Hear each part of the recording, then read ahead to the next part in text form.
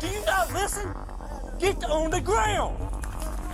Get on the ground! Get on the ground! This video would demonstrate what happens when psychopaths are given the authority that comes with wearing a police badge, and the consequences we all as citizens could have by being looked down the barrel of a gun for simply being in the wrong place at the wrong time. This incident started with a 911 call, alleging a domestic disturbance and a person with a gun.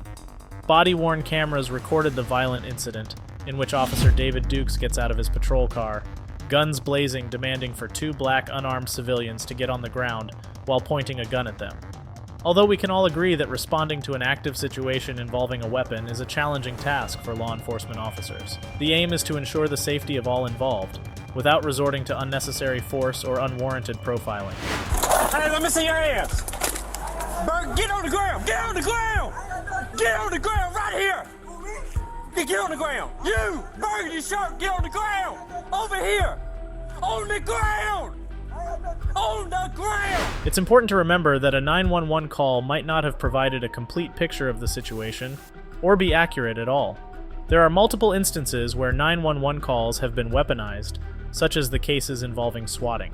Until there is a clear indication of threat, officers should maintain a non-aggressive stance, assessing the situation, gathering as much information as possible, and more importantly, treat all individuals at the scene innocent until they have evidence to the contrary. Officer Duke just resorted to good old-fashioned racial profiling when he arrived at the scene.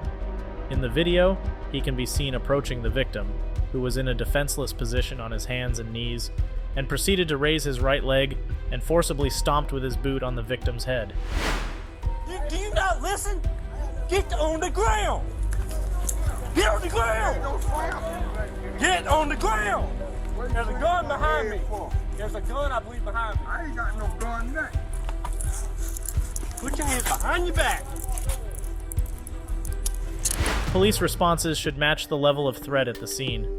Physical strikes, such as a punch, kick, or stomp, are typically only used in situations where a suspect is actively resisting or threatening harm.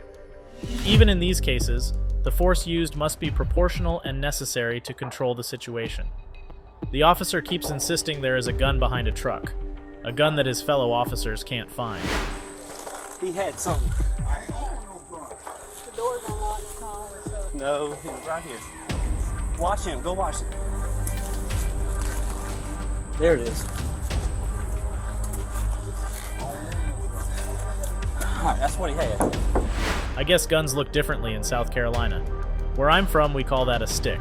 The victim is having a hard time getting up as Officer Duke's stomp caused his head to hit the pavement.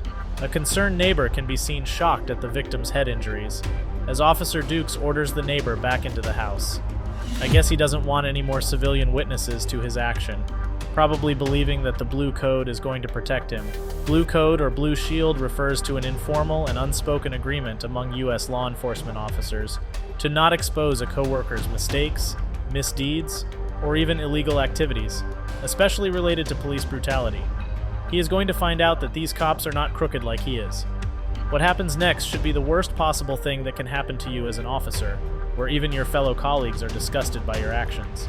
Yep. Listen. Yep, they slammed my head Listen. down on the cement. Yep. Go back inside. Go back in the house. Go back in the house. Ain't nobody talking to you. I got head trauma. Go back in the house. Yep. Y'all bust my head down.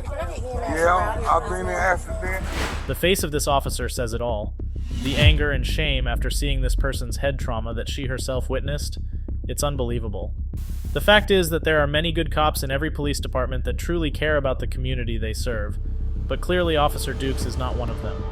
As the victims confront the officer and express that his head got busted when he throws him down, Officer Dukes has the audacity to acknowledge it by claiming that he wasn't listening to his command.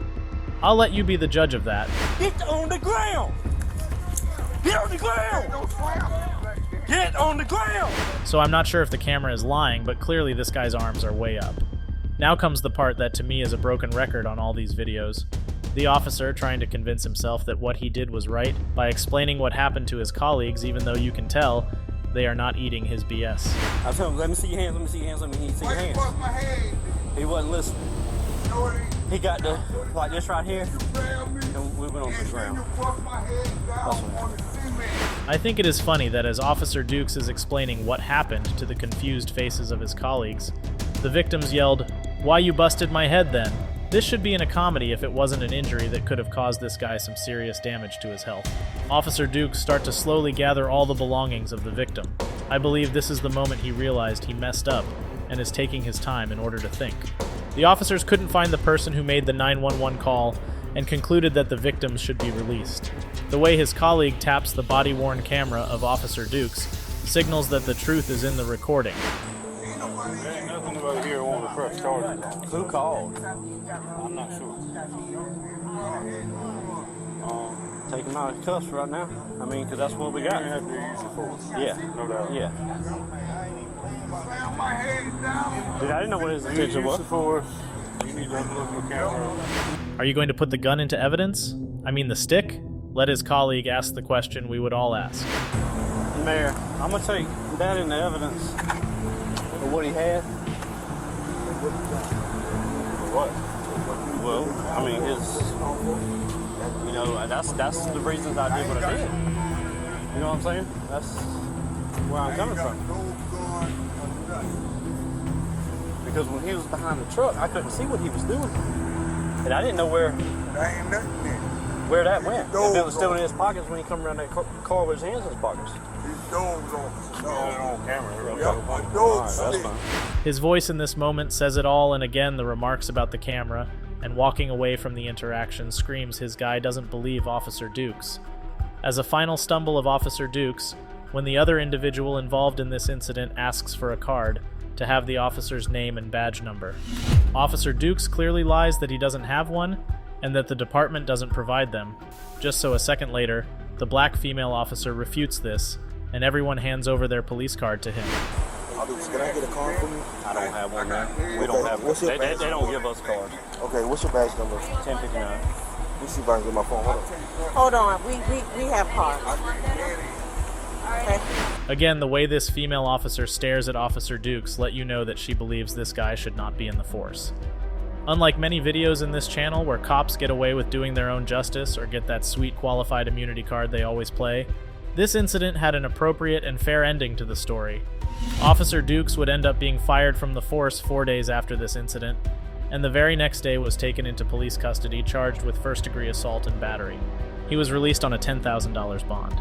This is a textbook case of what not to do in a situation that officers have little to no information about. It should also remind officers that profiling individuals based on their race alone is illegal, and that we all, as citizens of these United States, are innocent until proven otherwise, just like these two victims were.